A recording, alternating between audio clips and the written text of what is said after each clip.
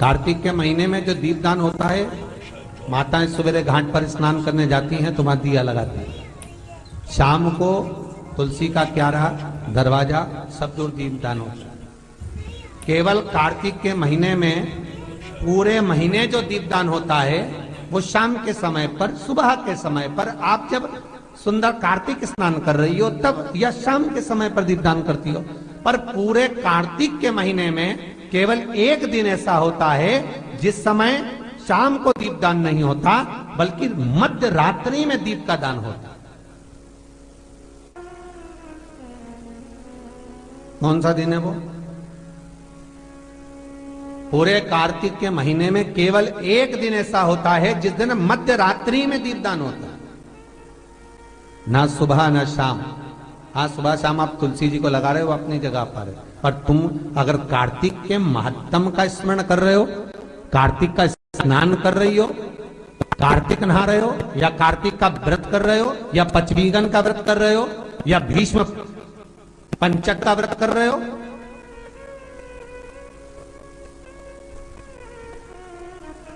या कार्तिक स्मरण का व्रत कर रहे हो, कार्तिक का अनुष्ठान कर रहे हो, तो उसमें एक दिन ऐसा होता है जिस समय सुबह शाम दीपदान का फल नहीं है, रात्रि के मध्य में दीपदान का फल है, और वो है वैकुंठ चतुर्दशी का दिन। पूरे कार्तिक के महीने में केवल एक ही दिन रहता है जिस दिन शाम के दीपदान का फल नहीं है, मध्य रात्रि के दीपदान का फल है। दीपावली पर जो दिए लगाए वो 11 दिए, 21 दिए, 5 दिए, 7 दिए, ऐसे लगाए जाते हैं। एकादशी के दिन जो दीपदान करा उसमें 11 दिए, 7 दिए, 21 दिए, ऐसा दीपदान होता है। पर वैकुंठ चतुर्दशी का जो दिन है महाराज, इस दिन रात्रि को 11 बजे से लेकर 12:30 के बीच में दीपदान होता है, और 14 दिए का दान होता है महाराज। इसमें 14 दीप लगता है।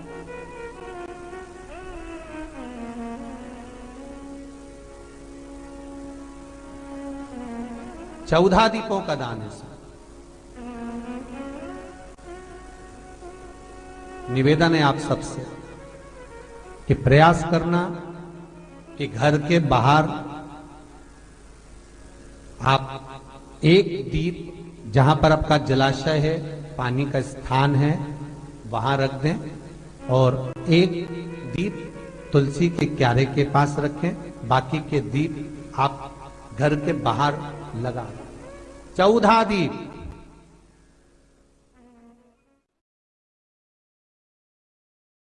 वैकुंठ चतुर्दशी के दिन भगवान नारायण भगवान शंकर से मिलने के लिए काशी गए थे। काशी कैसे पधारे? तो भगवान विष्णु बोले काशी आने का कारण केवल इतना है कि वैकुंठ में मन नहीं लग रहा था, तो सोचा मेरे भोलेनाथ जी से मिल आऊं। देवऋषि नारद बोले मिलने भी ऐसे से आए जो कभी गिने चुने दिन तो आंख खोले। शंकर भगवान नेत्र खोलते ही नहीं है, वो तो नेत्र बंद करके बैठे थे। आप मिलने भी आए तो उनसे मिलने आए जो कभी नेत्र ही नहीं खोलते। मां जगतजननी जगदम्बा कह कहकर परेशान हो जाती, तब भी तो नेत्र ना खोलते, और आप उनसे मिलने के लिए आए, वो भी काशी में। वो भगवान विष्णु बोले देखो, पहुंच गए भगवान विष्णु मणिकर्णिका घाट।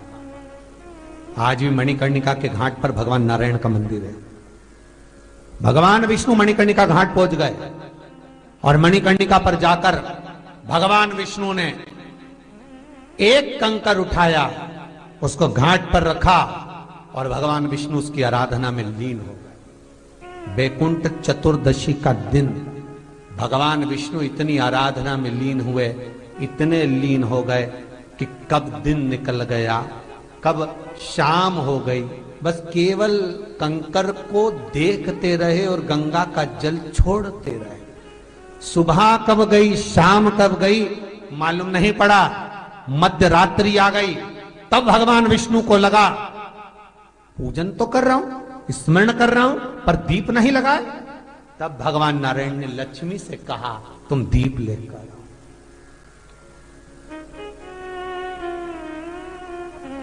लक्ष्मी थाल लगाकर 14 दीप लगाकर शिव के सम्मुख लेकर आई महाराज, शिव के। इसलिए आज भी वैकुंठ चतुर्दशी के दिन सुबह और शाम के दीपदान का महत्व नहीं है। तब का है? मध्य रात्रि, मध्य रात्रि के दीपदान का महत्व। और मध्य रात्रि के समय, मध्य रात्रि के अनुकूल में मां जब भगवान भूल गए तब लक्ष्मी जी दीप लेकर आई, प्रज्वलित किया। भगवान शंकर वहीं पर सम्मुख प्रकट हो गए। तब जैसे देवऋषि नारद ने कहा था कि कंकर में शंकर है, भगवान विष्णु ने देवऋषि नारद को हृदय से लगाया था।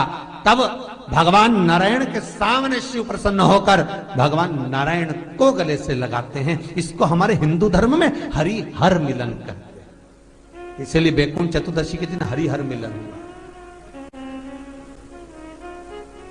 हरि हर मिलन वैकुंठ चतुर्दशी।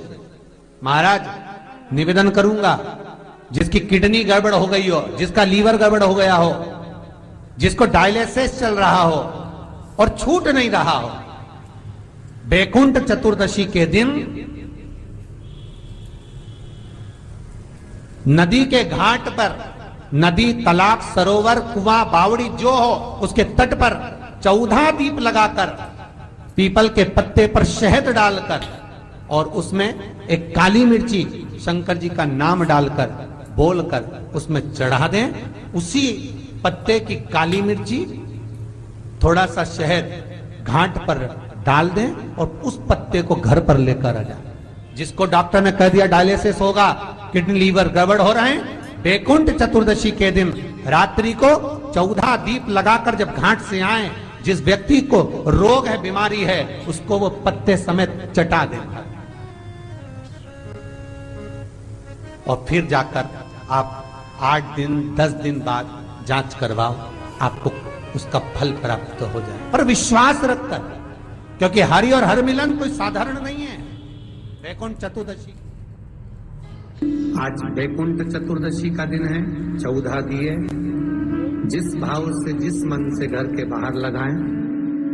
बच्चों की नेत्र की रोशनी कम हो तो 14 दिए जब थाली में लेकर जाए, घर में लगाकर घी के दिए, तो उन दियों को बच्चों की चश्मा हटाकर नेत्रों से दर्शन कराएं।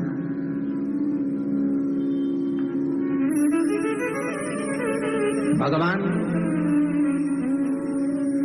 14 दिए जो आप लगा रहे हो, वैकुंठ चतुर्दशी के दिन घृत के दिए, घी के दिए आप भगवान को समर्पित करें।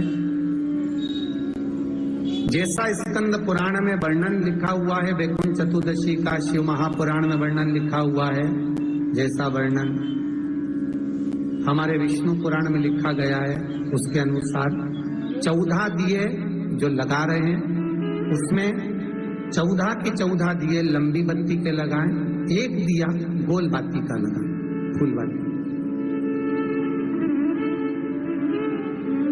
फूल बाती का जो दिया लगाएंगे घी का, उसको 14 दिए में से एक दिया। अब अगर कहते हैं दुनिया के लोग कि भगवान उन दियों को स्वीकार करता है कि नहीं करता, उस दिए में आनंद पाता है कि नहीं पाता, तो निवेदन रहेगा जब घी का दिया आप लगाएंगे 14 दिए में से, तो आप मट्टी का लगाएं चाहे आटे का लगाएं, जिस भी कामना से लगाएं।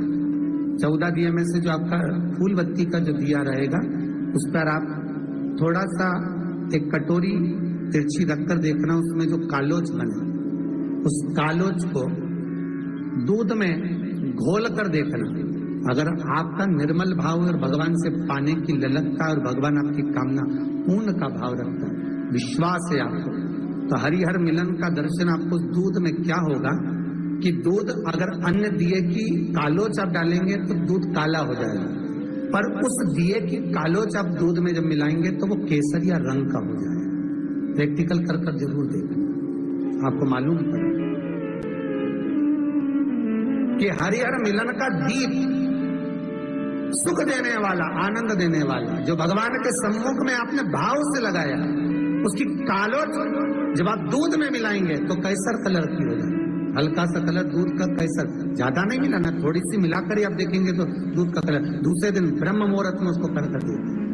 रात को तो दिया लगाओगे, प्लेट रख दोगे, उसका थोड़ा सा कालो चाहे उसको रखो, प्लेट तो कहीं नहीं जा रही ना, प्लेट अपने पास। तब आओ दूध में घोल कर देखना कैसा। और वही दूध जिस बच्चे की विवेक कमजोर है, बुद्धि कमजोर है, पढ़ाई में मन नहीं लगता या मानसिक विकलांगता का शिकार है, डॉक्टर कह रहे हैं इसको प्रोग्रेस करने में थोड़ा समय लगेगा, ऐसे बच्चे को वो दूध जो केसर का हो जाए, अर्थात भगवान के दिए की कालों से वो दूध थोड़ा सा चम्मच 2 चम्मच शक्कर मिलाकर उसको पिलाने का प्रयास करें। दूध में शक्कर मिला लेना, फिर केसर का वो कलर अर्थात वही कालो दिए की डालना और उसको सुबह उस बच्चे को जो सुबह का दूध बना उसमें दे दो। उसके बुद्धि का विभाग प्रबल होगा, विकास आनंद मारा। ये वैकुंठ चतुर्दशी सहज नहीं है, प्रैक्टिकल जरूर करना। कहीं सीवर वाला महाराज झूठ तो नहीं बोल रहा। वैकुंठ चतुर्दशी हरिहर मिलन का दिन है। वैकुंठ चतुर्दशी के दिन भगवान विष्णु और भगवान शंकर इन दोनों का गुणगान गाना चाहिए, दोनों का भजन करना चाहिए, दोनों का मंत्र जाप करना चाहिए, दोनों का।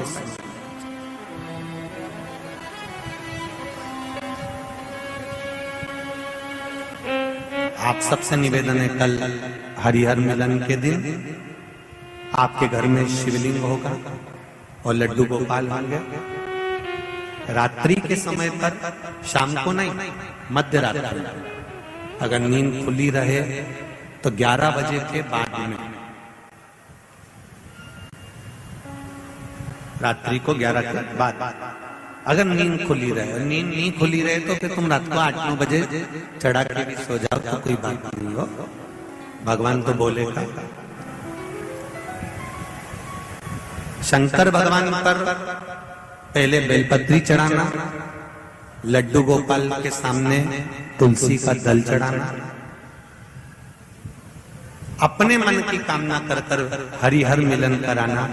थोड़ी देर तक या तो सवेरे के समय ही चढ़ा दो, दिन भर चढ़े रहने दो, रात्रि के समय पर जब फ्री हो जाओ तब घी का दिया लगाकर बेलपत्री उठाना, वो उठाकर भगवान शालिग्राम जी पर या लड्डू गोपाल पर या मेरे कृष्ण पर या नारायण पर या भगवान विष्णु पर, जो भी तुम्हारे यहाँ मूर्ति हो लड्डू गोपाल की आदि की, उन पे चढ़ा देना और भगवान की तुलसी उठाकर अपनी कामना कर कर मेरे देवाधिदेव महादेव के शिवलिंग पर चढ़ा देना।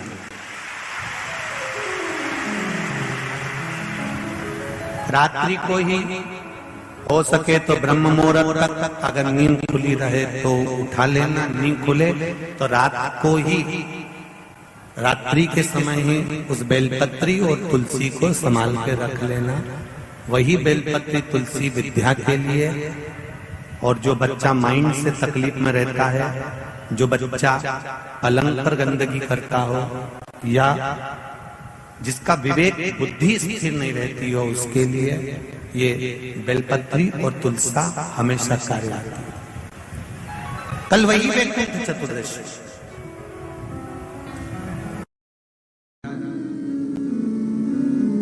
जिस व्यक्ति की बीमारियां समाप्त नहीं हो रही हो, लगातार बीमारियां घेरे हुए हैं और बीमारियां चल रही हो, बहुत बीमारियां चल, एक बीमारी से निपटे दूसरी लग गई, दूसरी बीमारी से निपटे तीसरी लग गई, तीसरी से निपटे चौथी लग गई। महाराज वैकुंठ चतुर्दशी के दिन तंत्र विद्या, देव विद्या, अघोर विद्या, रतन विद्या, सारी विद्याओं का स्मरण वैकुंठ चतुर्दशी के दिन अच्छी अच्छी विद्या सब नारायण और शिव का स्मरण करती है महाराज।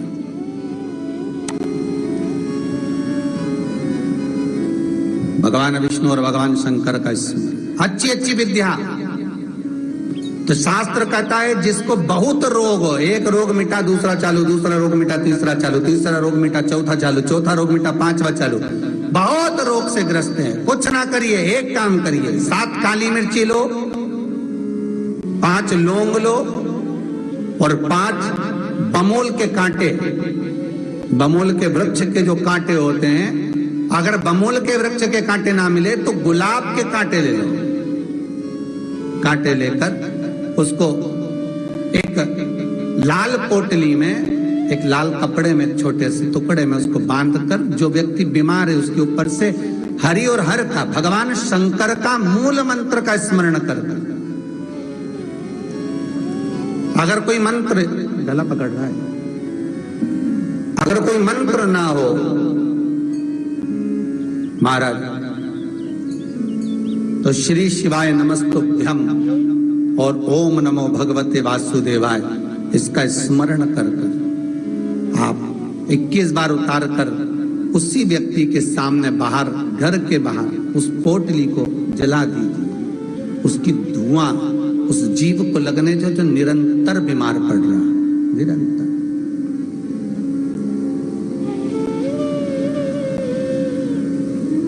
बीमारियां धीरे धीरे छूटने लगेंगी महाराज।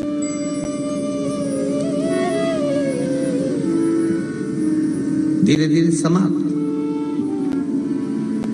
जिसको श्वास से जुड़ी हुई तरह प्रॉब्लम रहती है, दमे से जुड़ी हुई प्रॉब्लम रहती है, श्वास की बीमारी रहती है, या महाराज दिन रात खांसी चल रही हो, श्वास से जुड़ी हुई परेशानी चल रही हो, उसके लिए निवेदन है 7 लौंग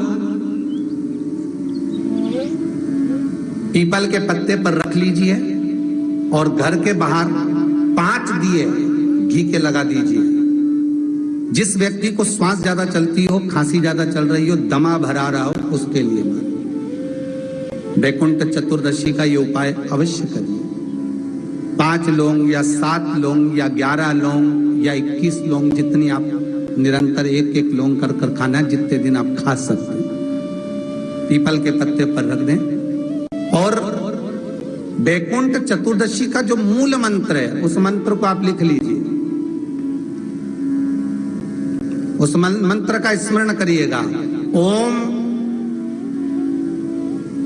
हीम हा, उस पे ई की मात्रा, अम की बिंदी, हीम। ओम हरिणाक्षाय, हरिणाक्षाय नमः शिवाय। एक बार सब हमारे साथ में बोलें, ओम हीम ओम हरिणाक्षाय नमः शिवाय। बस इस मूल मंत्र जो स्कंद पुराण में वैकुंठ चतुर्दशी का मूल मंत्र कहा गया है, इस मंत्र का 21 बार स्मरण कर कर लौंग को उठा लें और उस लौंग को वापिस लेकर आ जाएं। एक लौंग कर कर सुबह या शाम में कभी भी खाना प्रारंभ कर दे। धीरे धीरे दमे की बीमारी में, खांसी में, श्वास में आराम मिलना प्रारंभ हो जाता है। पर इस मंत्र को वैकुंठ चतुर्दशी के दिन रात्रि को जब आप 11 बजे से लेकर 12:30 के बीच में, जब पीपल के पत्ते के ऊपर जब आप लौंग रखें, पीपल के पत्ते के ऊपर जब आप लौंग रखें, उस समय पर इस मंत्र का 21 बार स्मरण होना जरूरी है महाराज। इस मंत्र को जपें, और यह मंत्र कोई साधारण नहीं है। फिर निवेदन करेंगे, ये मंत्र जीवन का सुख देने वाला है। मैं उनके लिए भी कहूंगा जिनकी नौकरी नहीं लग रही, सर्विस नहीं लग रही, बहुत तकलीफ में, बहुत कष्ट में,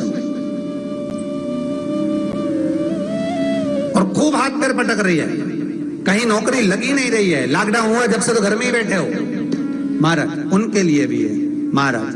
एक कमलगट्टा हाथ में रखिए, किसी जलाशय के पास में, अगर जलाशय दूर हो, नदी, तालाब, बावड़ी, कुआं, ये सब दूर हो, तो घर में ही एक तांबे के कलश में पानी भर लीजिए और कलश के पास में एक कमलगट्टा जो हाथ में रखा है उसको जल पात्र के पास में रखकर 7 दिए घी के लगाएं, 1 दिया चौमुखी सरसों के तेल का लगाएं महाराज। उसको रख लें और कमलगट्टा पास में रखकर जो मंत्र अभी आपको बताया, ओम हीम ओम हरिणाक्षाय नमः शिवाय, इस मंत्र का जप करें 1 माला, और अपनी कामना कर कर वो कमलगट्टा अपने साथ में रख लें। जब किसी एग्जाम को देने के लिए जाएं, जब किसी इंटरव्यू को देने के लिए जाएं, वो कमल कट्टा आपके साथ लेकर जाएं, आपको सफलता प्राप्त होगी। जब फॉर्म भरे तो उसको अवश्य,